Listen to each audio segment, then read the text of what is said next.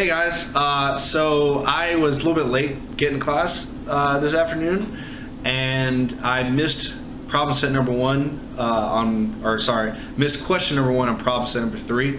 So I wanted to go over that question for you guys, just so that we, cover everything in this video. So number one says the results from an independent measures research study indicate that there are significant differences between conditions, and it gives us a little statistical statement right here. Okay, I don't know if you can see it, but it's number one on problem number 3, so it's right here. Here's the statistical statement, and let's see what the first question it asks you is. How many treatment conditions were compared in the study? Alrighty, so we need to, from the information that this question is given us, figure out K, right? Because K is number of conditions there were. And we know that the formula for degrees of freedom between conditions equals K minus 1. Okay? This is the formula for degrees of freedom between conditions, K minus 1. We want to figure this out right here. Okay? Now, as you can see right up here is kind of the outline of what a statistical statement is composed of for independent or between subjects. Okay? So let's go ahead and, from what we have already, see if we can figure this problem out here. Okay? So degrees of freedom between conditions is going to be that first number in the parentheses, right? That first number in the parentheses is 3. Okay, so we can plug that into here. 3 equals K minus 1. And once we've gotten here, we can now do simple little algebra. So we're going to add the 1 on both sides, cancel it out. K equals 4. Okay, so we know that there are 4 different levels of the independent variable here. Okay. The next question asks, how many individuals participated in the entire study? Okay. And this is pretty much asking for big N, right? Well, when we're looking for big N, we're going to need something that gives us a clue. So the clue here would be the formula for degrees of freedom within conditions, which is big N minus K. Okay?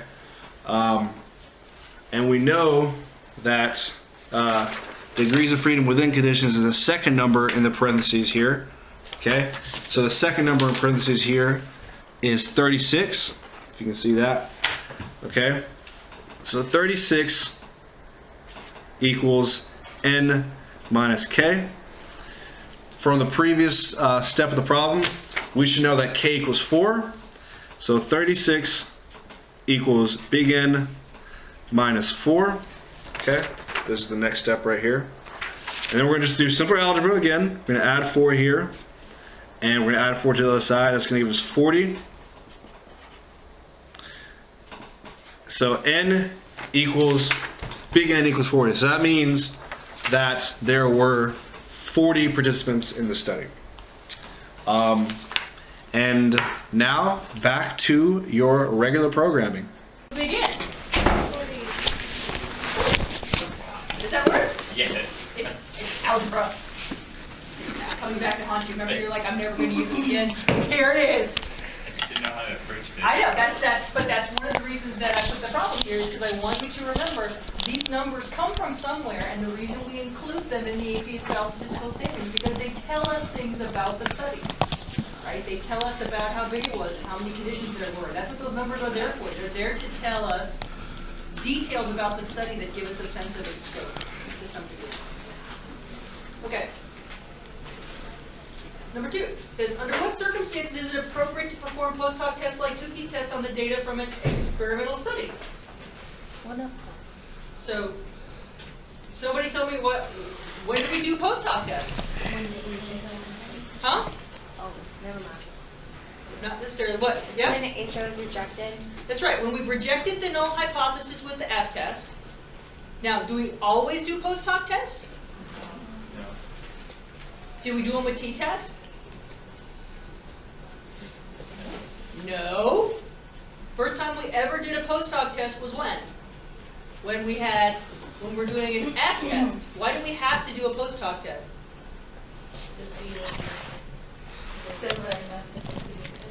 Nope, that's F-max. Okay, so remember that when we're doing an F-test, we're comparing 3 or more conditions. So if I have 3 or more conditions, I have to do a post hoc test if I get a statistically significant result so that I can figure out where that significance is coming from. Right? Because I don't know. I have to find out. Is just one of these different from the other 2, or are they all different from each other? I can't know that until I do a post hoc test. So what are the requirements for doing a post hoc test? And it says, like Tukey's HSD. There are lots of different post hoc tests. And it's true that Tukey's HSD and F-max both require that the N be the same for all the groups. That's true. But that's not a requirement for post hoc tests in general. It's possible there are post hoc tests where you can have the N's all be different. But what's always true about post hoc tests is that we have rejected the null hypothesis in the primary analysis, and we have more than 2 conditions, so we have to do post hoc tests to figure out what conditions are significantly different from each other. That's when we do post hoc tests. If I don't have a statistically significant result in the primary analysis, I don't do post hoc tests. And if I have only 2 conditions that I'm comparing, I don't do post hoc tests. Because I don't need to. Because all I have to, if I get a significant result with the primary test, like t-test, I just look to see which mean is bigger and I'm done. But I can't tell when I've got more than 2 conditions which things are significant until I figure out something like the honestly significant difference for each pair. Does that make sense? So you've got to have a statistically significant result for the primary analysis, and you have to have more than 2 conditions. Otherwise, there's no point in doing post hoc tests. It's irrelevant. Okay. All right. 3. There's a couple books for 3. There's some evidence that high school students justify cheating in class on the basis of poor teacher skills or low levels of teacher care. Students. They appear to rationalize their illicit behavior based on their perceptions of how their teachers view cheating. They think poor teachers don't know or care whether students cheat. So if my teacher sucks, it's okay for me to cheat because my teacher doesn't know that I'm cheating or my teacher doesn't care that I'm cheating. So the bad teacher gives me permission to cheat. Good teachers, however, care whether their students cheat and will know. So if you have a good teacher, you don't cheat because they will catch me. Or they care whether I cheat. They really want me to learn. So I'm not going to cheat. I'm going to learn. I love how this is somehow the teacher's fault. It's like, I'm going to cheat, and I'm cheating because you suck. Wait, what? I don't quite understand that one. Okay.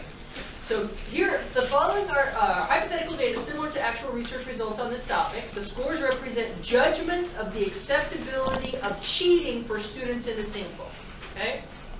And this kind of got split across 2 pages. See if I can insert a page right here. Okay. So here we've got some data. So we've got students who have a poor teacher, students who have an average teacher, students who have a good teacher. Okay. And how many students have who they think is a poor teacher? 6. How many have who they think is an average teacher? How many have who they think is a good teacher? Okay. And you've got the sum of squares and the t's and the sum of x squares, everything. Okay. That says, explain why you can't do an F-max test to evaluate the homogeneity of variance for the samples in this study. Huh? That's right. F-max only works if you have an n common, and these groups are all different. So why I wouldn't assume necessarily homogeneity of variance because the samples are all really different size, right? So I have to use a different test, do some other fancy calculations, but F-max won't do it because F-max as the test for homogeneity of variance requires that all the samples be the same size. And that's not true here, so I can't do F-max. Even though it's independent groups, I can't do F-max. I'm going to have to do some other test, a test I have not taught you how to do. So you don't have to do anything. Yay! Free to be you, right? You just move on to the next part. Okay, so now, explain how the values for t and sum of x squared are calculated for a given condition. Why do you think we use the symbol t instead of the notation sum of x? How do we get t? What do I do? Sum of all the scores where? In a given condition, right? So it's the sum of x in a given condition, right? So why don't I just say sum of x?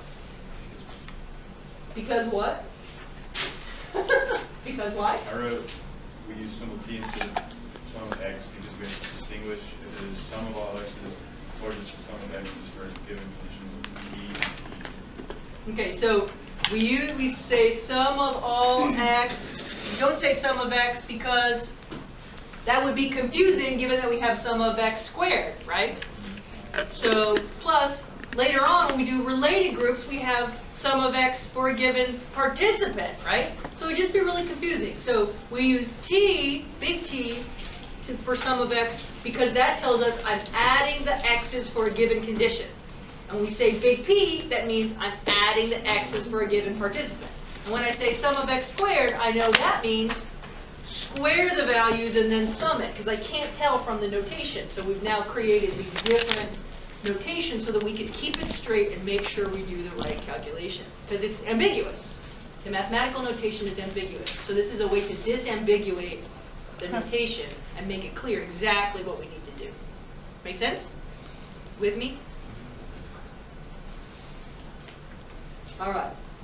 Use a one-way notebook for independent groups to determine whether there are significant differences in student judgments about cheating depending on how they see their teachers. Okay? Done. Anybody do that? Did you do it? Did you do the math? Okay, you want to check your math, see if you did it right? Is that what you want from me now, to find out if you did it right? Well, so what do I need to tell you so you know if you did it right?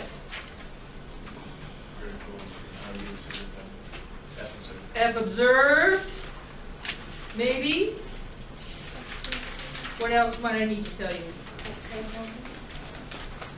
So, let's see, so what did you get for F observed? I vote for 8.94. Another vote? What'd you get?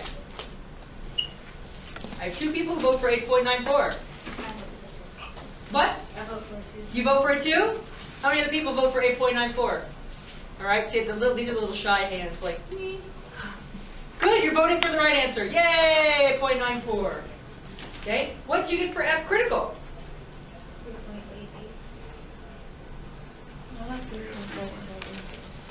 Okay, we have a vote for 3.88 and a vote for 3.47. Okay, well, let's take a look. Well, I guess what matters here is what did you use for, it's going to depend what your degrees of freedom and stuff are, what we're using for alpha, all that other good stuff, right? So let's see if we can figure that out. All right, so is there anything in the problem anywhere that suggests we're using any alpha besides 0.05? No. Okay, so let's take a look and see if we can figure this out. All right, so problem says we have, what are we going to get for degrees of freedom between conditions? What did you guys get? 2, right? Because there's 3 conditions, right? Poor teacher, average teacher, good teacher, minus 1. Okay, so our degrees of freedom between conditions is 2. What did you guys get for degrees of freedom within conditions? 21.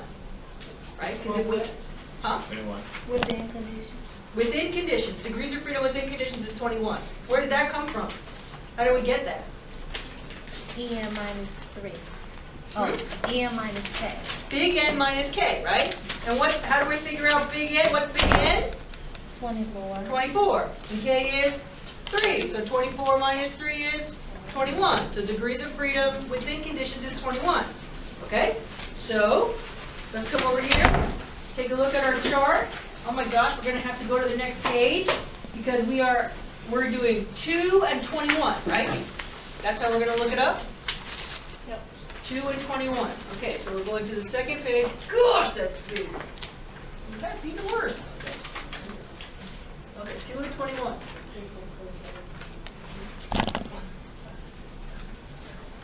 So degrees of freedom numerator is 2. Degrees of freedom within conditions is 21. That is 3.47. Okay, so now the question is, where did 3.88 come from? I think it came from, I think I was looking at the wrong part. So there could, it's not coming from the F max table because we don't even have 21 on that table. Okay. So where could it have come from? 3.88.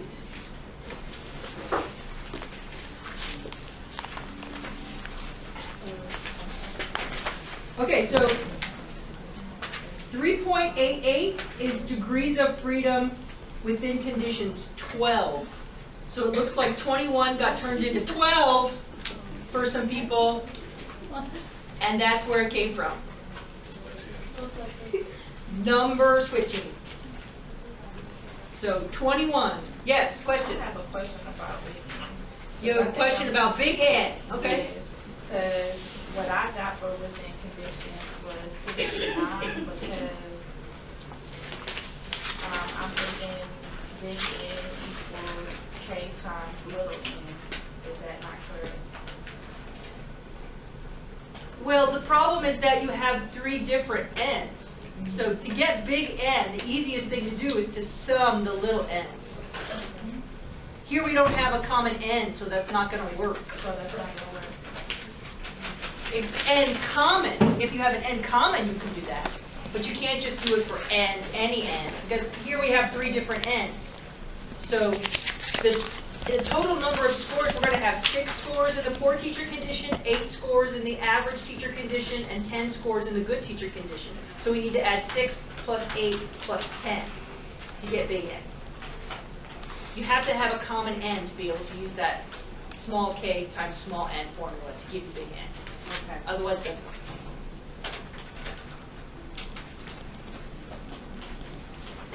Okay? So, we now agree. F critical is 3.47. F observed is 8.94. Okay? So if you didn't do the math, now you know what the answers are at the end, so you can do the math until you get that. Okay? Did anybody stuck anywhere else? Like they can specifically identify a place where they're stuck? Yeah. You just said it, but F critical, I got 3.43, and you said 3.47. Yes, and I'll show you again why. Okay? So our degrees of freedom were 2 and 21, right?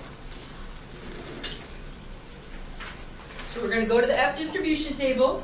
We're going to go to the page where, so here we are looking at more F distribution.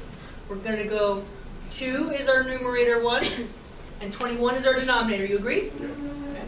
So if we come down here to 2, we're going to go down here to 21.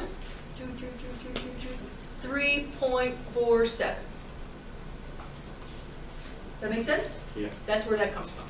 So my guess is that 3.43 was what we call a perseveration. In other words, you just carried the 3 from the first number when you were writing it down. I think I looked at a different table. That could also be it. If you looked at the wrong table, that'll do it. I looked at one that didn't have a 21. So you probably looked at the F max table. Or maybe you got really wild. I don't see 3 point. No, I don't know. I don't know either. But you didn't look here. And this is where you should look. So that's why we do this, so that we can find out when we're looking at the wrong spot. Because on the test, if you're looking in the wrong spot, it's a lot worse than if it happens now. So are you clear on which table to look in for this now? Yes. Okay. Any other questions about this problem? Now it says, explain why we can't do a Tukey test to determine the source of the observed treatment effect. Why can't I do a Tukey test for this problem? You don't have any samples. That's right, we don't have the same sample sizes. So I can't do a Tukey test because I don't have a common n, right? I have to have a common n to do a Tukey test. So I can't do one. And it says, even without planned comparisons, we can make an educated guess about which group is driving the treatment effect of this study just by looking at the means. So let's look at the means. For the poor teacher group, there's an acceptability. How acceptable is it to cheat? 6, right? There's an average acceptability score of 6, so it's high. For the average teacher group, the average acceptability score for cheating is 4. And for the good teacher group, the average acceptability rating for cheating is 2. So if I look at those means, 6 and 4 and 2, I can be sure, in fact, I can be 100% sure that at least one of those comparisons is significant. Which one is it? Huh? Well, I've got to do a comparison. So what 2 groups can I be 100% sure are different, given that I know I have a significant F? No, 6 and 2, because that's the ones that are furthest apart. So, because if I have an HSD critical of 3.5, 2's not enough. They have to be 4 apart, right? But I know that somewhere in here there's a significant difference. I know that for a fact, because I did the F observed, and it's bigger than my F critical. So I know that at least 2 of these numbers are significantly different from each other. And I can 100% guarantee that it is at the very least the 2 that are as far apart as possible.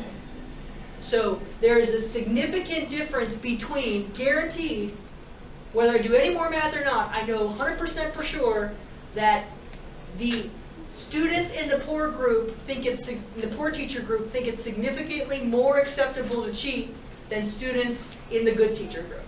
100% sure. Because there has to be at least one pair in there that's different, and those 2 are the most different. So that has to be them. Could be that they're all different, but I know for sure those 2 most extreme ones are different, without doing a single test. Does that make sense? Because something in there has to be different. So the safest bet is that it's the biggest difference in there. And that's the biggest one.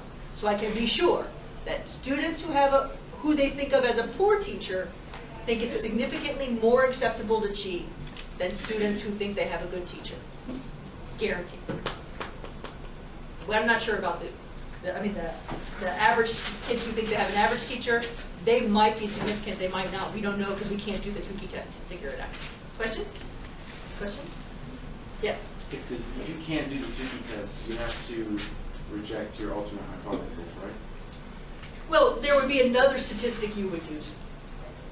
So you can't actually do the whole shebang right here. You can't say for sure. So you can't write out a complete summary of these results. I can tell you that on the test, I'm not going to give you a case like this. I'm going to make sure you can do all the math. Thanks. Sure. I want to see you do all of it. But this is just so you think about it. Like, even without a post hoc test, if you understand that it's about the means, you're good. What? Question? No? There's scheming and smiling back here in the back row. I was just curious. Okay, so that's 3. Anybody have any more questions about 3? What'd you get for, can we calculate eta squared? Yeah. We can. Okay, what'd you get for eta squared? 46%. 46%, that's what I got. So we'll just say that that's right. Well, I mean, multiple people are nodding their heads, so I'm guessing if more people got, not just me. I mean, even though this is a benevolent dictatorship, I don't get to, decide arbitrarily what the answers are. Well, it's sure as heck not a democracy. We don't get to vote on everything. And I can't just arbitrarily decide stuff. So, all right. So, can we do an APA-style statistical statement?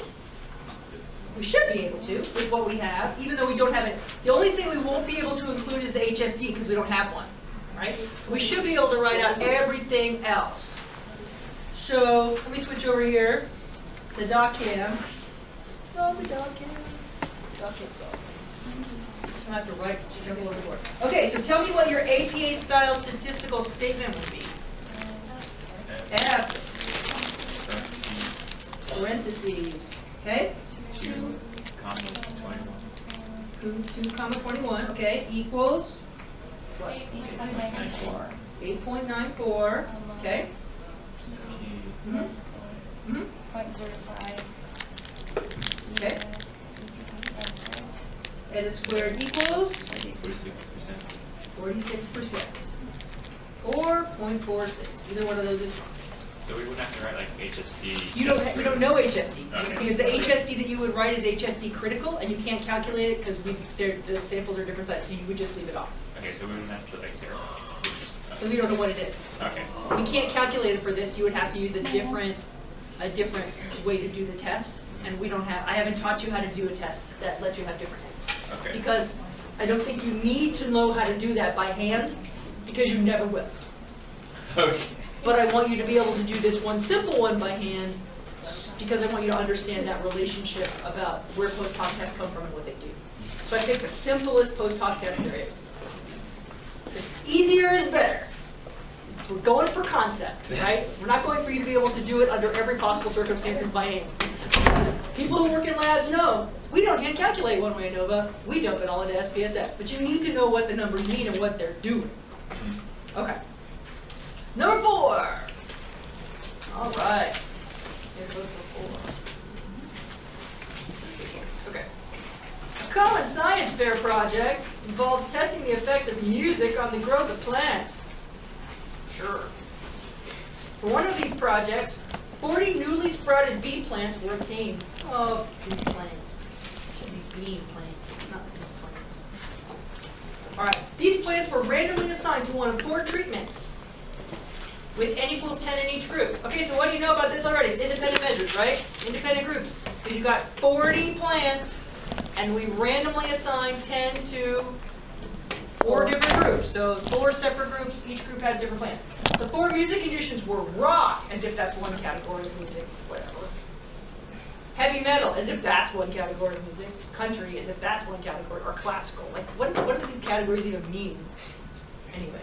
We'll have a debate about musical categories another day. The dependent variable was the height of each plant after 2 weeks.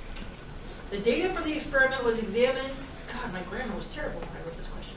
The data were examined using independent measures of ANOVA. The results are summarized in the following APA-style table. Fill in the missing values. Okay.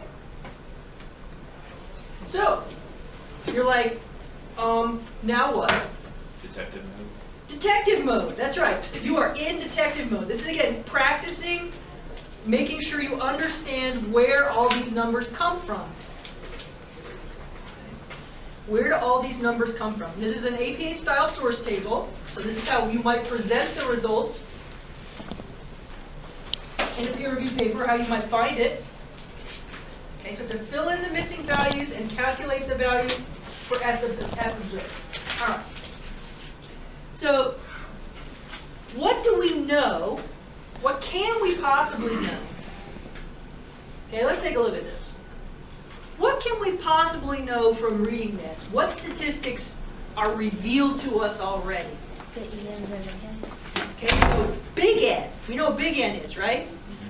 We know that big N is 40, right? Yes. And we know that, okay, you have to look at yours because I can't do both screens at the same time. Okay, so we know that big N is 40. We know that N common is 10, right? They all have that N in common, right? They all have 10 in each group. We know that K is what? 4. So given that information, I can actually do some stuff, right? We've already figured out that big N and K help us figure out a bunch of different things, right? So what stuff do we know? We know the sum of squares between conditions, right? We know that. So I know the sum of squares between conditions, but I don't know the degrees of freedom between conditions or the degrees of freedom within conditions, right? But I can figure out both of those with big N and K, right? I can also figure out degrees of freedom total, right? Because that's big N minus 1, right? So let's take a look at this then. So if I come back here to document, and I know that, let's see, so we draw this out. Make it look just like the problem here. So I've got between conditions and within conditions and total. And this is sum of squares, degrees of freedom, mean square. All right, so I know already that 72 is the sum of squares there. What else do I know? I know that the within conditions mean square is 3. And I've got to figure out everything else. Well, given that I know big N is 40 and common is 10 and k equals 4, can I figure out degrees of freedom between conditions? Yeah, because degrees of freedom between conditions is what? K minus 1. So that means it's 3. 4 minus 1, or 3. Now, if I know that the sum of squares between conditions is 72, and the degrees of freedom between conditions is 3, can I figure out the mean square? Yeah. Yeah, what do I do? Divide. Divide 72 by 3. What happens if I do that? 24. 24. Score. Okay, so now, what else can I figure out? I can figure out degrees of freedom within conditions, right? How do I get degrees of freedom within conditions? What's the formula for that? N minus k. Big N minus K, right? So big N minus K is going to be 40 minus 4, right? So that's going to be what? 36. 36. All right. There's another way I could figure it out too if I really wanted to. That is, if I know that N common is 10, that means degrees of freedom common is 9, right? And then I could go 9 times 9 times 9 times, or 9 plus 9 plus 9 plus 9, right? And get 36 too. Both ways will work. Okay, so I know that. So now what do I know about this number right here? What do I know about sum of squares within condition? 3 times 36. I know that some number divided by 36 gives you 3, right? Whatever that number is my thing. So I have a vote for 3 times 36. What do you think about that? Yeah, algebra Yes. comes back to kick you in the butt. Algebra will win. Okay, so what is that number? 108. 108. Cool. All right, now, given that I know this, can I figure out sum of squares total and degrees of freedom total? I don't know all the other stuff, but I have those super handy backup formulas that I can use under these circumstances, right? So what do I know? I know that, how do I get sum of squares total, given what I know? Adding between sum of squares. Add them up, right? Sum of squares between conditions plus sum of squares within conditions will give me sum of squares total. Right? And I know that this one is 72 and that one is 108, so now I know sum of squares total is what? 28. 28. And same thing for degrees of freedom, right? Degrees of freedom total is degrees of freedom between conditions plus degrees of freedom within conditions, right? So I know that this is 3 and that's 36.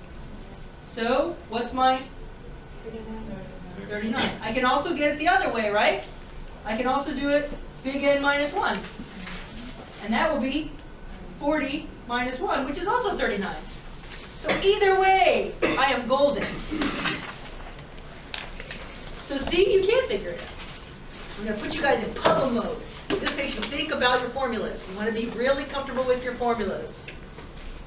And you want to recognize when they're right. Okay. So there's that one. How are we doing? Hey, not bad, 12:30. Okay. When calculating the denominator of the F ratio, the process for repeated measures analysis of variance is slightly more complicated than for independent ANOVA. Describe the differences and explain how the additional calculations reflect differences in the design of within subject and between subject experiments. Okay. Boy, that so sounds like something I could turn into a short answer question on a test. Super does. All of those short answer questions on here do. Love short answer questions.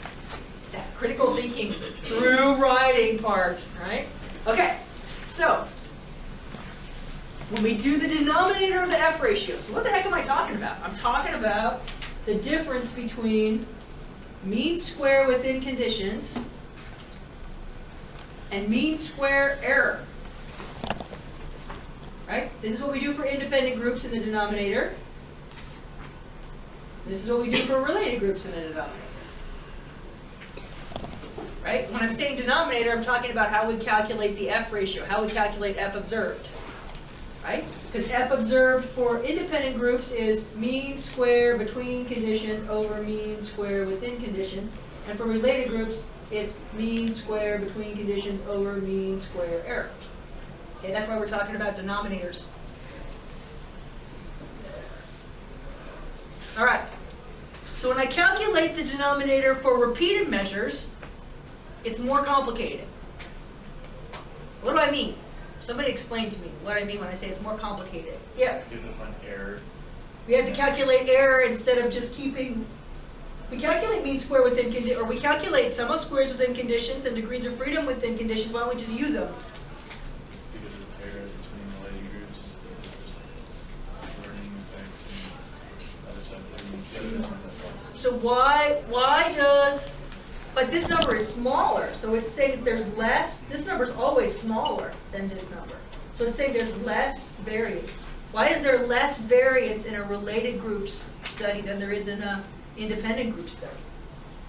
Why is there less variance? Not more, there's less. Why is there less variance? What do we have fewer of in a related group study than we do in an independent group study? The differences, What differences? individual differences. Where do those individual differences come from? Participants. So we actually have fewer subjects in a related group study, right? Because in a related group study, the same subjects experience every condition. So the original ANOVA formula presumes that you're doing an independent groups analysis. So the calculation assumes that there's all this variance from having different subjects in every condition. But you don't have that in a related group study. So we have to fix it, right? Mean square error is the adjusted version of mean square within conditions. It's fixed, it's corrected to take into account the fact that we have the same subjects in every condition. So you're right, there still could be things like learning or practice effects or all those things. That's all true. That's why we have to do counterbalancing, right, to deal with those issues. And that's why there's still some variance to be had here that comes from the different subjects. And that's okay, because they are different subjects, right? We have 5, 10, 20 different people participating in the study. They're just all experiencing every condition. So when we do this calculation for mean square error, there are more steps, because what we have to do is basically figure out how much extra variance is in the problem and suck it out, right? You have to clean up the number because it assumes that there are different subjects in every condition, and that's not true. So we have to do a correction. So the repeated measures ANOVA is basically a corrected version of the independent groups ANOVA. Corrected to have the same subjects in every condition. So we do that math, we do that adjustment specifically because we have the same subjects in every condition now. Does that make sense? That's why we have to do the extra step, because we're doing the correction, we're fixing it. And the mean square error will always be less than the mean square within conditions, because you're always subtracting something from mean square within conditions to get mean square error. So if you ever have a situation where your mean square error is bigger than mean square within conditions, something has gone wrong, right? Because you're always subtracting stuff to get from within conditions to error. You're always subtracting something. So sum of squares within conditions should always be bigger than sum of squares error. Degrees of freedom within conditions should always be bigger than degrees of freedom error. If it's not, something's wrong. Okay, so another thing to watch for. Make sense? Because you're always subtracting something from within conditions to get error. So error should always be small. Since we never have negative numbers, we're never subtracting a negative number. Right? Okay, next one.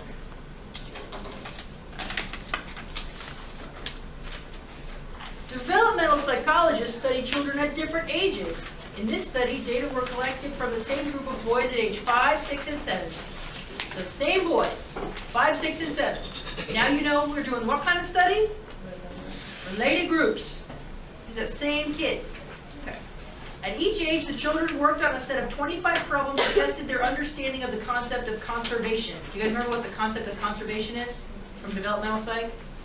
It's like understanding, like if you take a glass of water.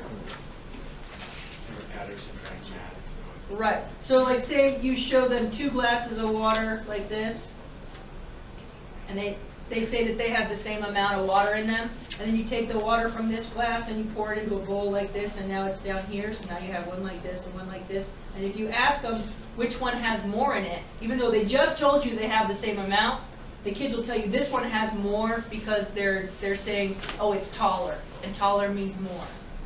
They're not paying attention to all the relevant dimensions, right? They just focus on which one has a higher water level. So that's an example of conservation. There's lots of different things that little kids don't get that researchers have fun experimenting on them for. That's one of them. So they're testing these kids to see if they've got different things about conservation. And it says these had them do 25 different problems that tested their understanding, blah, blah, blah. The scores below represent their percent correct on the 25 problems for each child at each age. All right. So at age 5, Ethan got 4 right. At age 4% right. In other words, at age 5, Ethan had 0 clue about conservation. He wasn't even guessing well, right? He had no idea what he was doing. At age 6, he got 12% right. Still not rockingly good.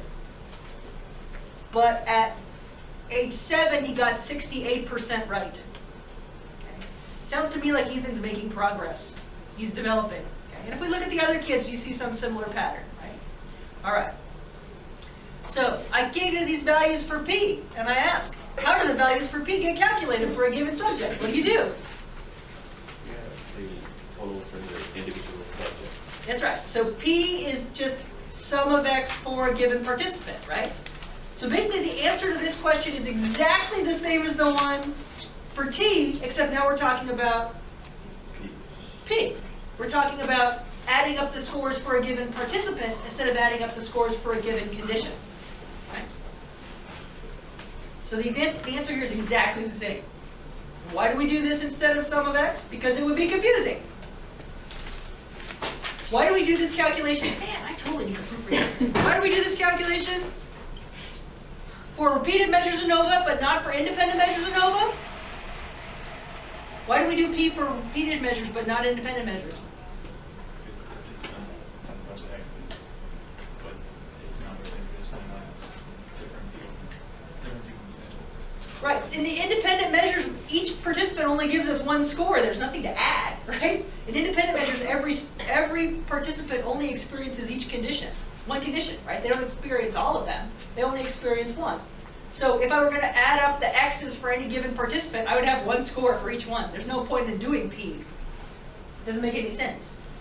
The only time it makes sense to do P, which is the sum of X for a given participant, is if a given participant has actually given you more than 1 score. And that only happens in repeated measures. Make sense? So, now we have to do that ANOVA, blah, blah, blah, to figure out if there's a significant difference. All right. So, second verse, same as the first. Let's see how you guys did. We need to know F observed, F critical, and we can do the other stuff too. So tell me, what did you guys get for F observed? 280.03. 280.03. I have a vote for 280.03. Yes. You agree? All right, there is consensus for 280.03. I agree with you. 280.03. Okay. What about F critical? What'd you get? 5.14. I got 4.76. 4.76. All right. Sounds like we're going to go look it up. See what the right answer is. Okay. So, to look this up, I have to decide first what my degrees of freedom are. right? What degrees of freedom? This is a related groups, right? So my degrees of freedom to look up the critical value is going to be degrees of freedom between conditions and degrees of freedom error. Okay. So what's my degrees of freedom? That was it? Is it not between subjects? No, that's between conditions. Yeah. This is, okay, so that's a good thing to know. He said, isn't that the same, are we supposed to use between subjects? The answer is no. Numerator is always between conditions. And that's because for our F observed, what's in the numerator for F observed is mean square between conditions. So that means we use degrees of freedom between conditions as the numerator degrees of freedom. And that's true regardless of which test. So when you're doing degrees of freedom, it's always, for ANOVA, mean square between conditions is going to be your first, that's going to be your clue. It's always going to be between conditions, and degrees of freedom between conditions is going to be the number. Always the first number for one-way ANOVA. So what was our degrees of freedom between conditions, just so we can check it for folks? 2. And what was our degrees of freedom error? 6. So if we use 2 and 6,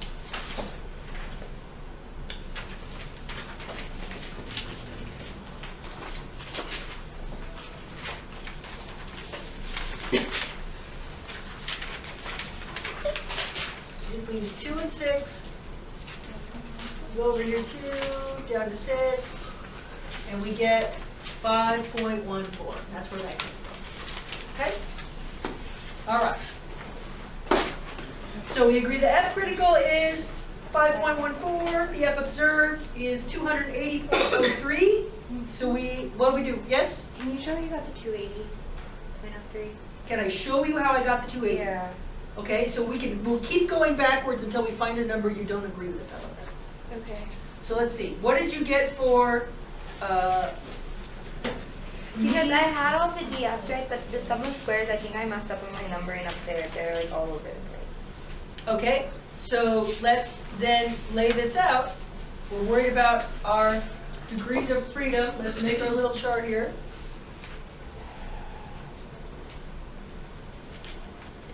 And see what we don't agree about.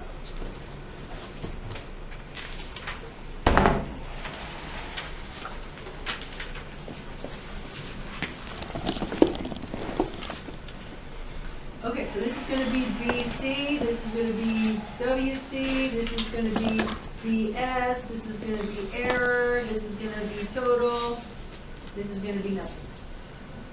And we're not going to do any of these.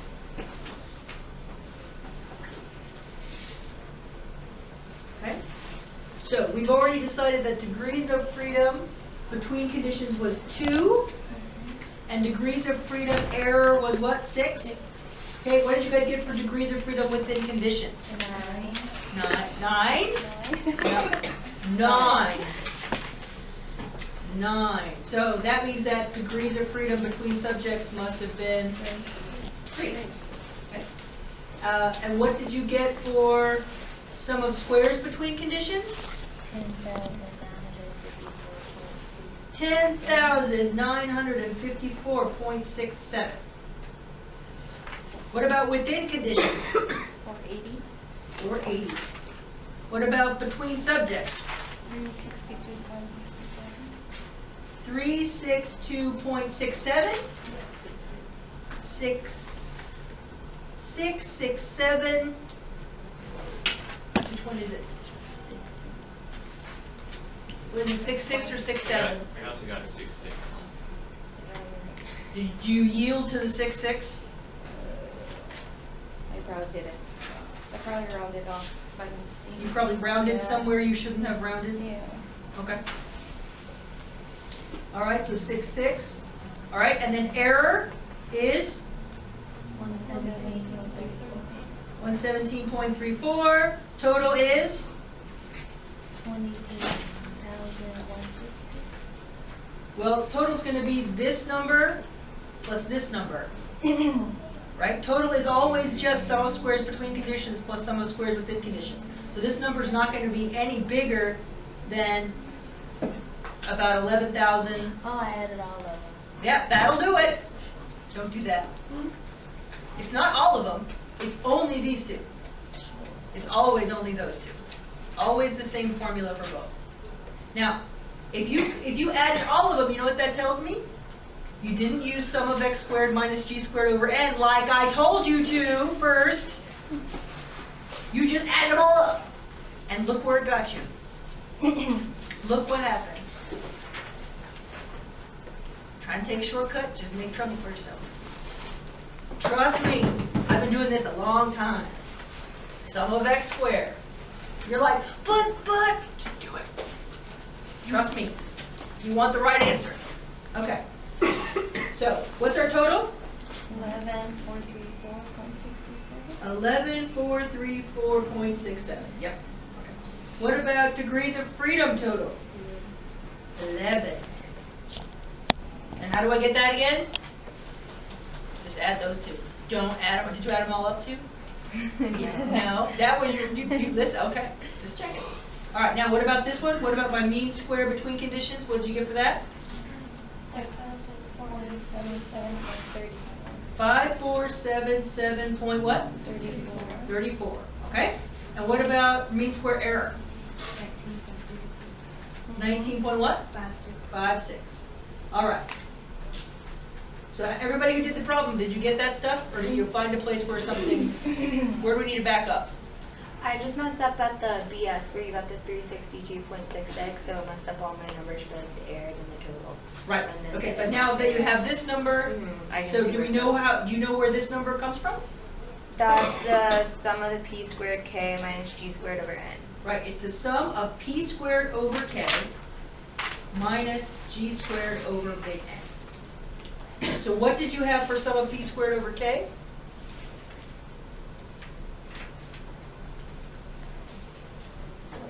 My number was 17060.99. I don't know if that's right. What do other people have? I got 17,088. Okay, remember, round to two decimal places. So what I have is 17087.99. Yep. You round it? There you go. And for g squared over n, what do you guys have? 16,700.5. Yep. So there's your p squared over k, sum of p squared over k, and there's your big g squared over big N.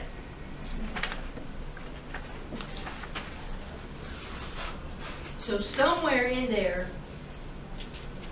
so if I take a look at my key here, right? There's the p's that I gave you. There's the p's I gave you. There's p squared. There's p squared over k. So do you see where you, which number didn't work? Yeah, I just think I added it up wrong. Okay. All right. So now you're okay? Now you know where it came from? All right. Yes. I just wanted to confirm, because from what I saw up there, I think I already solved it myself, but I think I wrote my notes down. For the sum of squares error, it's, in my notes I had the sum of squares between conditions minus the sum of squares within conditions. Okay. It's sum of squares within conditions minus sum of squares between subjects. Okay. Yeah.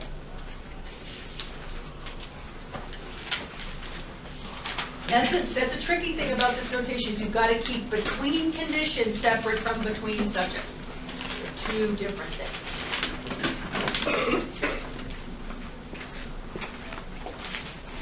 All right. So, it says, so we figured out what all the other stuff is. We figured out F. So now the question is, it says if H sub O is rejected, if the null is rejected, use 2P's HST to perform the necessary plan comparisons to determine the source of the observed treatment effect. So if our F observed was 280.03 and our F critical was 5.14, we are rejecting that null hypothesis all over the place. So now what do I have to do to do Tukey's HSD. For the cube. Okay, so now I gotta find Q. So what'd you guys get for Q? 9.59. Well, we're not doing HSD critical Oh. yet. We're talking about Q. 4. This is the number you look up. 4.34. So I go for 4.34. What do you guys think? Yes, indeed. Not satisfied with just saying yes. We have an indeed. I confirmed. Let's come up with multiple ways to say yes. We'll start doing it in different languages pretty soon. That'll be awesome. It'll be a linguistic experience here in class. Okay, so if that's true, then I need to calculate HSD critical with that, right? And this is a related groups. So HSD critical is Q times the square root of what? MS error over N common. Okay, so I know that Q is 4.34, and I know that mean square error is what? What do we pick? 19.56. Okay. And what is the N common? 4. There's 4 kids in this study. Okay. So what is, next step, 19.56 divided by 4? 4.89. Okay. What's the square root of 4.89? 2.21. And if I have 4.34 times 2.21, what do I get? 9.59. Okay, so there's our HSD critical. So two conditions have to be at least 9.59 apart, or they're not. Huh? I don't remember what it was. It didn't. We don't round. We have 2 decimal places here, so we stop. There wasn't a thousand or whatever. I don't know. I didn't do the math. 4.34 times 2.21. What's the actual number? 9.59 what? 1.4. She said it's 1.4. So that's okay. It might have been because my other number. Okay, might be because something else was high. That's what we want to figure out now, though. Right? Places to watch, places to be careful on the test. Okay, so we got 9.59. All right. So that's our HSD. Now what do I have to do? Do M minuses the M. We have to do the N minuses. That's right. We have to do all the different ones. We know our HSD critical is 9.59. So now I've got to figure out all my HSD observes. Right? I'm going to have a bunch of them. Right? I'm going to have M1 minus M2. Right? Absolute value. M1 minus M3, absolute value. And M2 minus M3, absolute value. Right? Okay? So what's M1? The mean for the first one is for group 1 is 14. Okay? And what's the mean for the second group? 18. Huh? 18. Okay, so what is my value here? 4. They're 4 apart. And what about group 1? And so group 1 is 14, we said. And what's group 3? 80. So what's the difference? 66. Okay.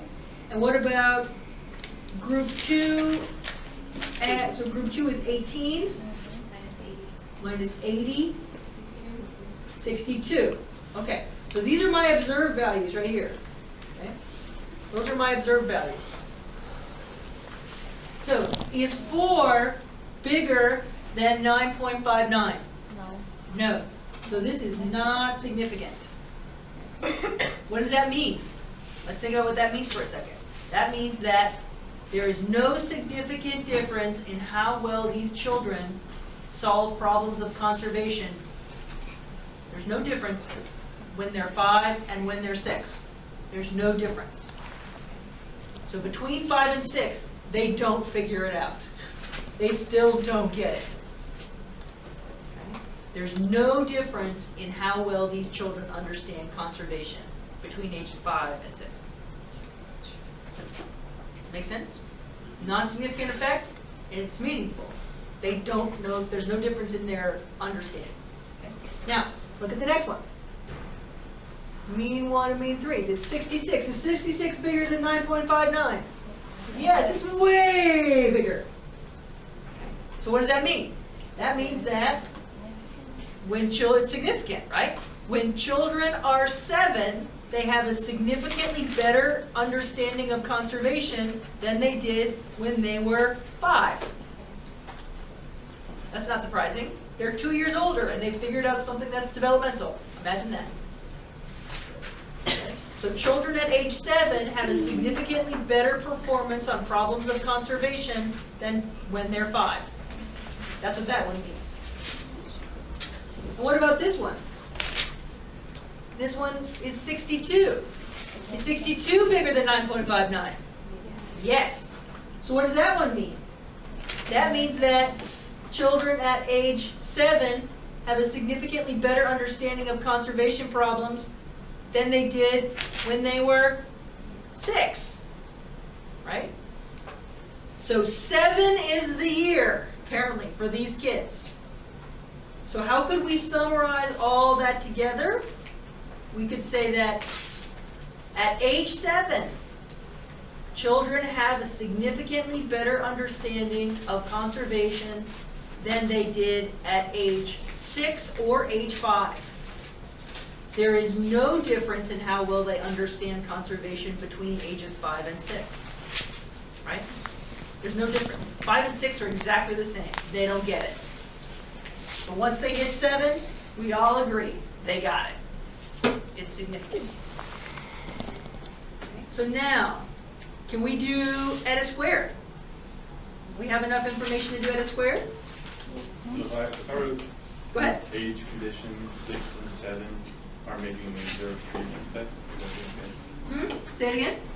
The age conditions 6 and 7 are making the observed treatment effect.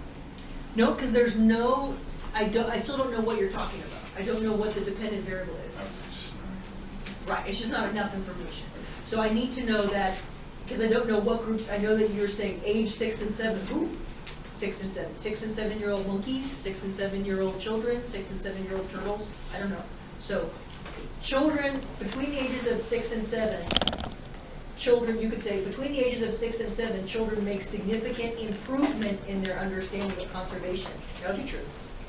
And that tells me that you're comparing kids when they're 6 to kids when they're 7 in terms of their understanding of conservation. That would be true. Does that make sense? Yeah. Okay. So, calculating eta squared. Okay. What is my formula for eta squared for related groups ANOVA? How do I get eta squared? SSBC divided by SSBC plus SS error.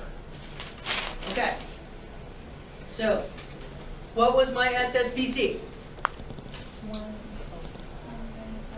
Some 50 billion size number. 10,954.67.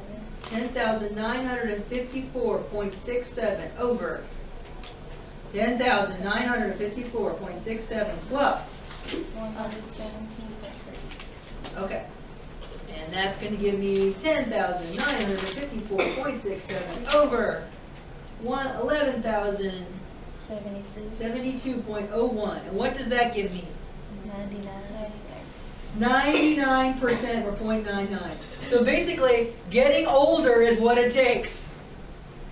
You need, I mean, this understanding conservation is a developmental ability, right? It's a part of maturation. So what explains their improvement? How old they are.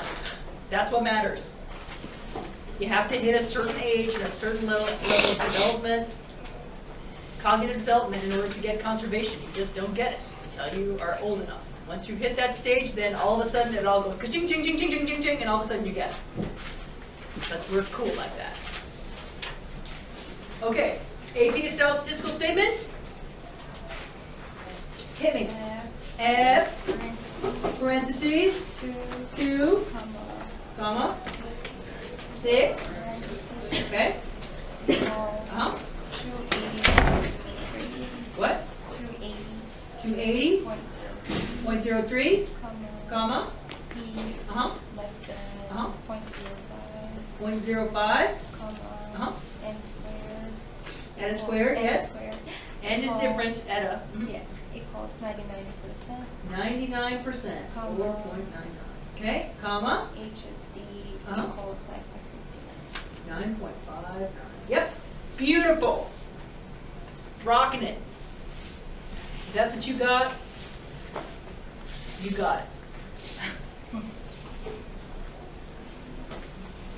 Everybody get that?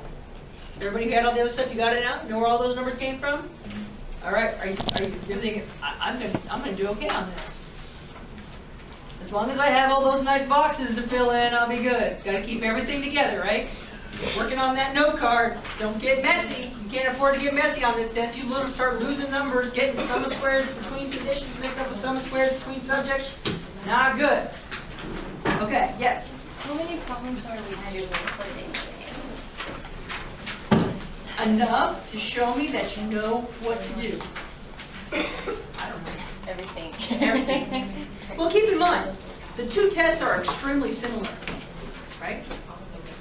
So I can see that you know how to do calculations by asking you to do either one.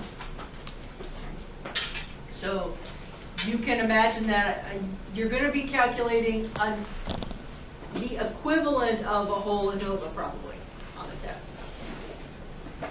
But so many of the calculations are the same that it's, it's not going to matter which one you get. That way, I could ask you to interpret a repeated measures one or do one, right? Either way. But I promise that everybody will get comparable amounts of challenge, whichever version of the test you get. All right. Number 7. Can we do it in 9 minutes? Yeah. Oh, yeah. Yeah, because we already got all the answers, right? Okay, superstars. Let's see. All right, so I need sum of squares. Wait, I'm doing this sideways. This is going to be big. All right, so I've got my source table. So much stuff. Okay, so I've got between conditions and within conditions and between subjects and error and total. And I've got sum of squares, degrees of freedom, mean square, and what do I know to start off with? I know that within condition sum of squares is 70, between subjects is 42, and the mean square between conditions is 15. Okay, what else do I know? It says, the following summary table represents data from a repeated measure study comparing 3 treatments with a sample of n equals 8 subjects. Find the missing values and calculate the value for F observed. So what other numbers do I already know? K. I know K is 3, because that says there's 3 treatments. Okay? And then it says little n equals 8. Okay? So there's 8 subjects total, right? N common is 8, right? Because it's the same subjects. Okay, so what can I figure out? Big N. Okay, so how do I figure out big N? And So big N in this case is going to be K times little n, right? Because I have a common n, it's the same subjects, right? So my total number of scores that I'm going to have is 3 times 8 or 24. Okay, what does that help me do then? Once I know big N, now what? DF within. I can figure out degrees of freedom. Within conditions. Within condition. Okay, degrees of freedom within conditions.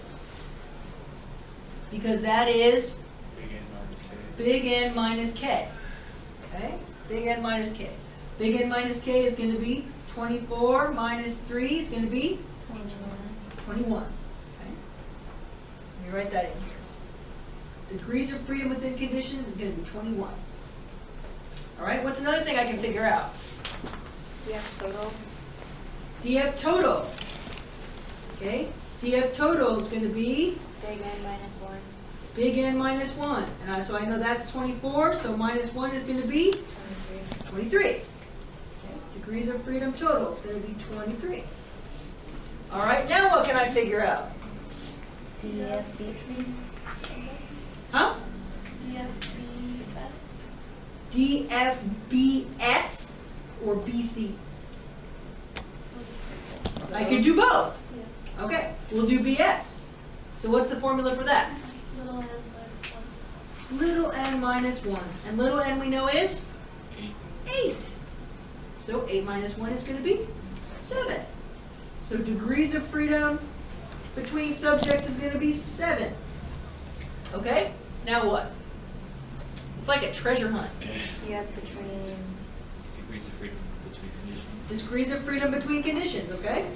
Degrees of freedom between conditions is what? K minus 1. We know K is 3. So minus 1 is 2. All right, so now we know this one's 2. Does that make sense?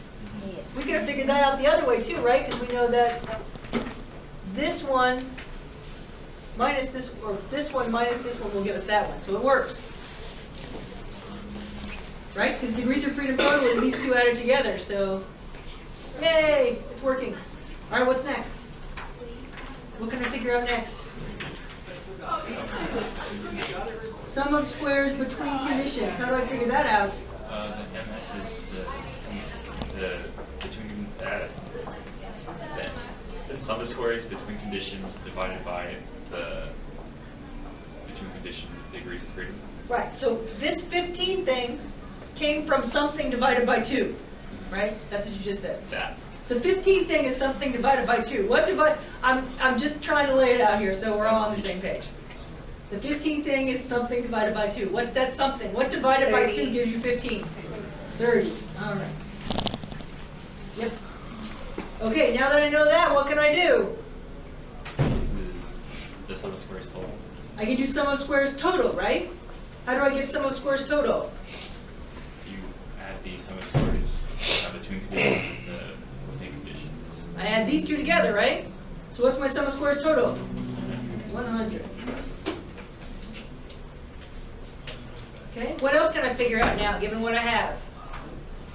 The error. Which thing error? Anything Sum of error? squares error. All of it. I can do all of it now, pretty much. Okay, so how do I get sum of squares error from what I've got? You're going to take your sum of squares for within conditions minus your sum of squares for between subjects. Okay, so I'm going to take 70 minus 42. What do I get? 28. 28. Okay. What next?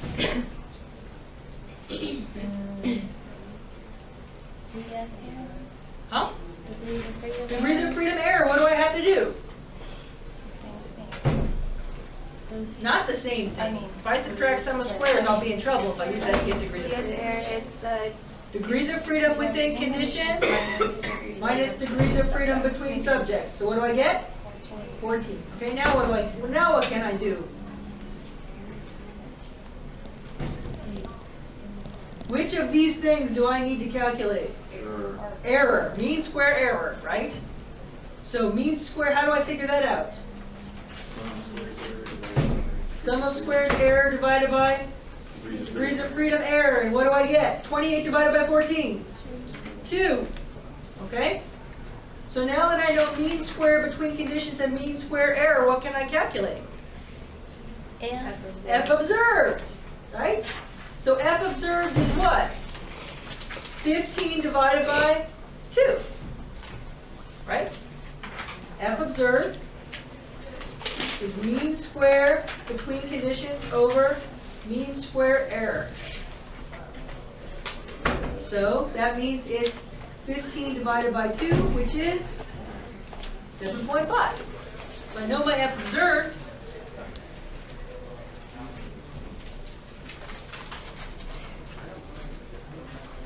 How many of you got it? You getting better at it now? Like, oh, okay, that's how those things are connected. This is because there's just a lot of formulas, but you want to know, okay, I can get that. I can solve for that.